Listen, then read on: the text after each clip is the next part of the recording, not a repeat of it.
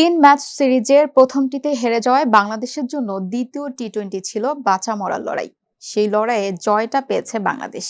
টাইগারদের ৮৩ রানের জয়ে বড় ভূমিকা ছিল অধিনায়ক লিটন দাসের।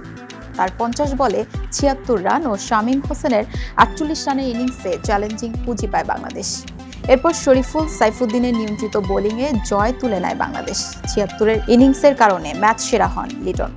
সেই পুরস্কার নিতে এসে নিজের অনুভূতি ব্যক্ত করেছেন লিটন। তিনি বলেন, চেষ্টা করেছিলাম ভালো ক্রিকেট খেলার জন্য। শামীমকে কৃতিত্ব দিতে হবে, সে শুরুটা দেখিয়েছিল।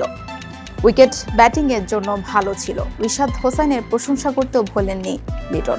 তিনি বলেন, রিশাদ দারুণ করেছে, যখন সে ভালো বল করে আমরা তখন ভালো করি। কুশলের রান আউটটা গুরুত্বপূর্ণ ছিল, কারণ সে ভালো ফর্মে ছিল। শরীফুলও দারুণ বল করেছে।